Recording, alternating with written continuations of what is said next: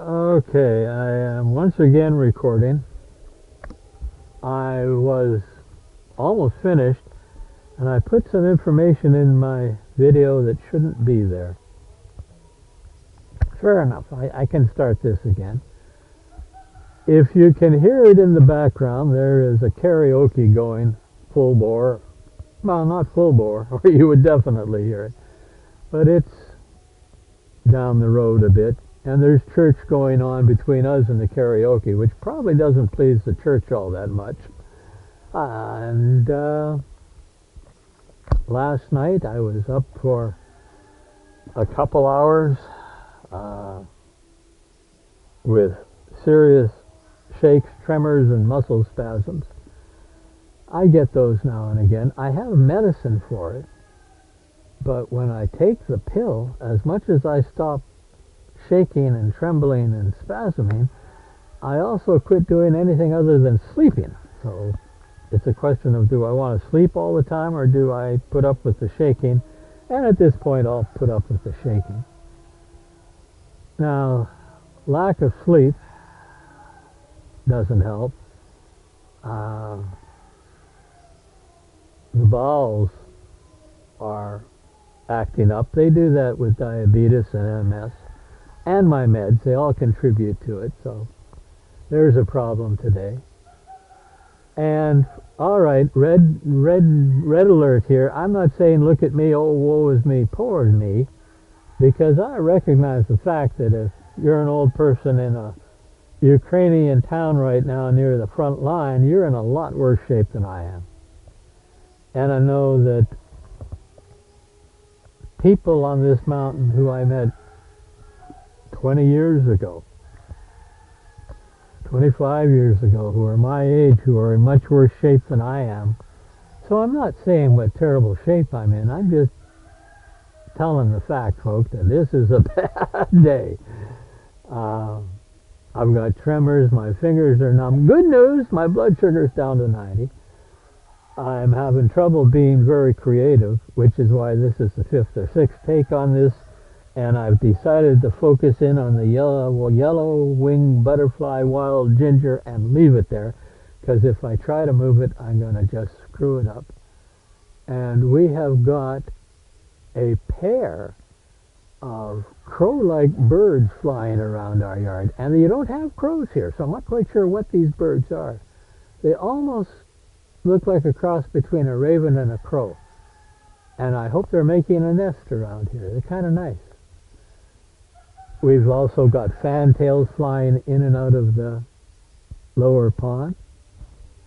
Ah, there he goes. He's flying into another tree. And it hasn't started raining yet. Indication of the type of day I'm having. Yesterday, the water from the upper pond quit flowing into the lower pond. And that was because the system was plugged up. Not a problem. Lots of water in the lower pond. The water in the upper pond overflows and goes into the garden. Everything's cool. This morning I decide, all right, I'll fix it. And as I sit here, in my hand, I have got the filter out. And I've cleaned it, and it's dried, and it works like a dream. The only trouble is, I can't find the place where it goes back in. So what I'm doing is I'm letting the water go down. Now, the one smart thing I have done in this pond that I'm proud of is that I put the drain into the upper pond about 6 inches, 8 inches above the bottom of the pond. So it's never going to go dry. And it will get down low enough that I can easily put the pipe back in. So it's going to be okay, but it's that type of day. Which is why I'm leaving the video in one place. I learned yesterday, it was a live and learn experience up on the roof, that my camera cuts out after 22 minutes. I thought it was just broken. Oh, 19 minutes. No, that says 4 minutes and 52 seconds. There you go. I set my cell phone to the timer, and when I restarted this new video, I didn't reset my timer. So it just went off, and I'm thinking, whoa, that was a quick 19 minutes. But it wasn't. It was 4.5 minutes. As I say, folks, not exactly a great day. But, what am I doing? There, timer. And according to this, I have got almost 6 minutes, and I want to go to 19. Stopwatch. I don't want the stopwatch. I want the timer. Okay. And I want it set to... Jeez. I haven't even set the damn timer. Alright, here we go again. 12 minutes. Alright, it started. Now when it goes off, you may have heard that beeping. Next time it goes off, I gotta shut this off for sure. It's one of those days. What can I tell you? I'm going to go work on jigsaw puzzles. Now these are Microsoft jigsaw puzzles.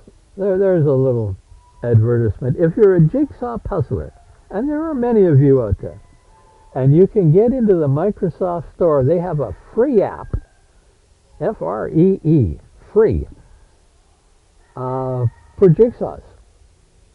And you download the ones you want. You can play it offline. The most difficult level is a 600 tile jigsaw. They've got, they must have 100 different jigsaws, and they're always putting new ones in. You can even create your own jigsaws out of pictures. A lot of fun. You can enjoy it immensely. The one thing you can't do when it's all together is glue it onto a proper backing and put it in a picture frame. You can't do that. But if you're a jigsaw fan, take a look at the Microsoft store and look in jigsaw puzzles. They work really nice. I've been using it for years, and it helps on a bad day. Helps immensely because it allows me to zone myself. I get right into the jigsaw, and for hours, I don't feel any pain. I don't feel any dizzy. I don't feel any of that stuff because I am absolutely focused on working the jigsaw puzzle. And that's pretty cool. Now, here you go. I was starting to fall off my chair just now, and I took a look down, and this is a plastic stool, and one part of it is broken, and if you put that at the back, it spreads, and you can fall backwards on it. So I always put it to the front, except for today. I left it at the back. That's that type of day. And I have them. But you know something? I can live with it. It does not define who I am, these problems. How I treat them defines who I am. And I learned that lesson. And here's where people who know me, my friends and my family, well, my friends know me, and maybe some of my family do, but they know that as a child, I was sexually abused by our father. For those of you who don't think it can happen, yes, he raped me. And this went on until I developed the ability to stop it, to quit being a victim. Now, what I didn't do at that point was develop the ability to handle it wisely, properly, in a healthy fashion. So, I built a wall. I built 4 walls, actually. And I took a piece of me and I put it inside that enclosed, dark, horrible room. And I left a little opening in the wall with strong bars on it. And so the air could get in. No light, but air. And when my father would attack me, rape me, I I would transfer somehow. Don't ask me how this mechanism works, I don't know. But I would allow the bit of me that was inside that walled off room. Picture a small room, a Rubik's Cube that's hollow, made out of concrete or hollow block, or I'm looking for those things and I can't think of the word for it, but stone, steel, picture it, it doesn't matter what. Impenetrable almost, except for me. And I built that wall and I put part of me in it. And when I got attacked, when the bad times came, I let that part of me take the pain. And it worked so well that I was 30 years old before I knew I had been raped. And I only knew that because I couldn't sit on the same couch as my baby girl, my daughter.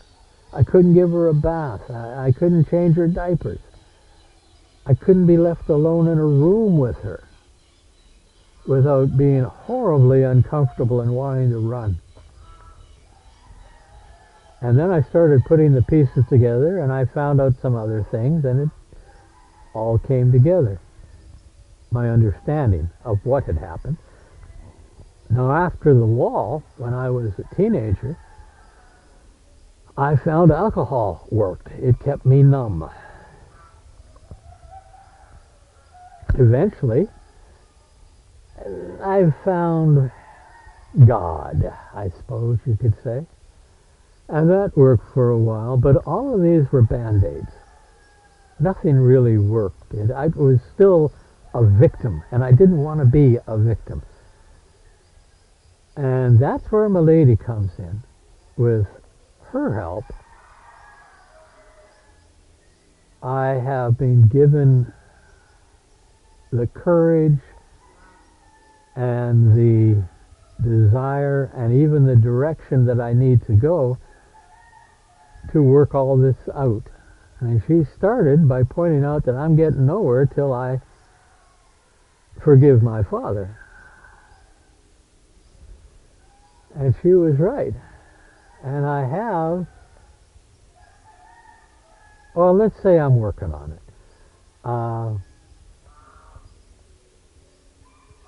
I still want to see him burn in hell, but I don't want to torture him on the way down. Okay, I'm getting better, folks. I'm getting better.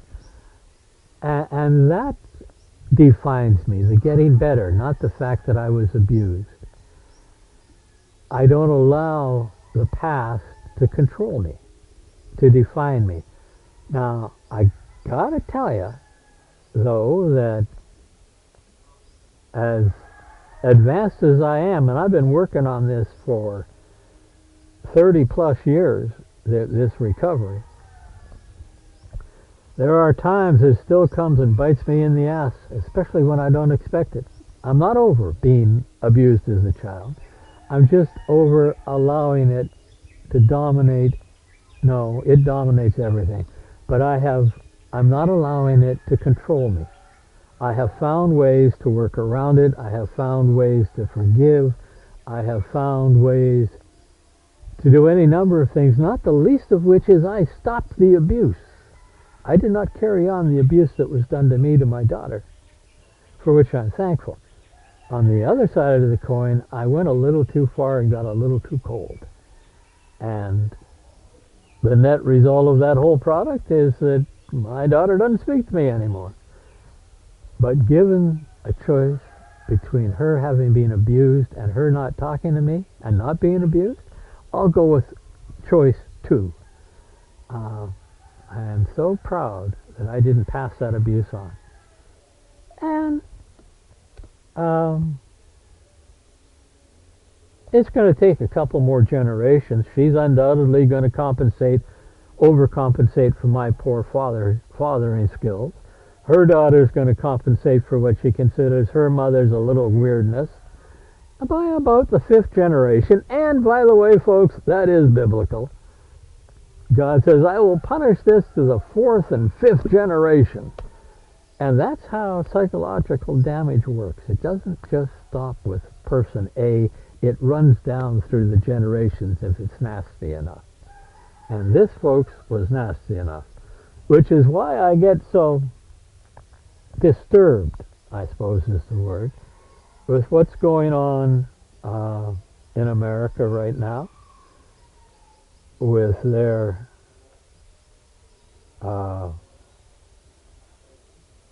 fiddling around with abortion laws and rules and regulations.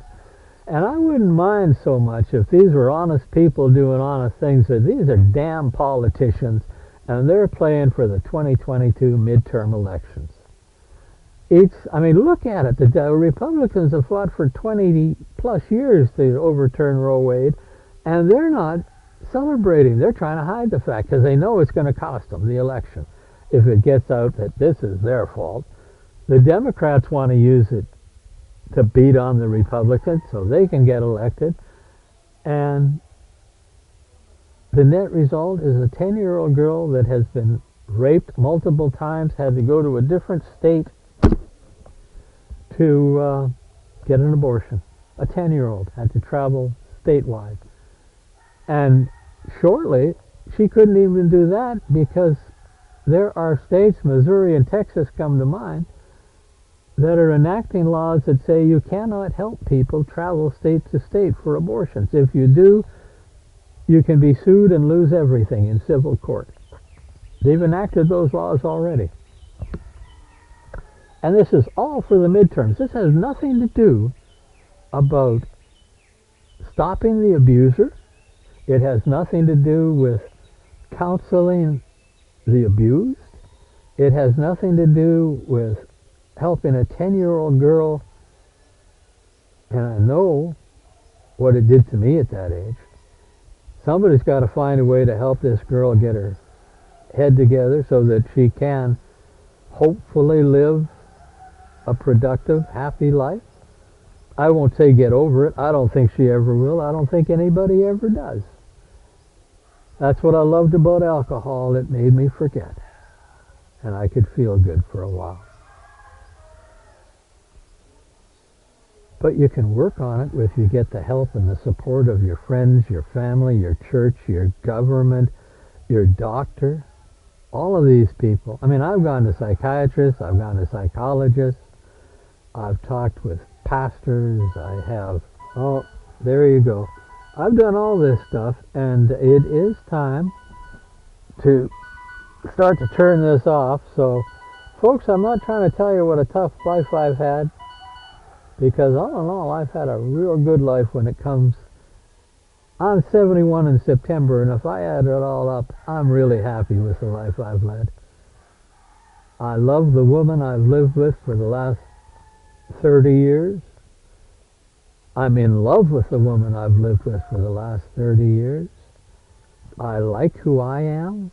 I am empowered by who she is. We have created our own little garden of Eden, or magical garden, if you want to talk about the hidden garden in English prose. We have led an incredibly interesting life. Not Elon Musk going into space interesting, maybe, but we've had a lot of fun and done a lot of things. And if I change anything, I'm not going to be who I am, so I don't want to change anything. And I'm not telling you, oh, poor me. I'm telling you, folks, this is reality. And you can get over it. You can have a good life. I am not over it, but I'm having a good life, and it's attacking me less and less frequently. I'm a victim. I'm not a victim. I am a survivor. And that is a really good thing to be. And if I can do it, anybody else that's out there that's within range of my voice in this video, you too can be a survivor.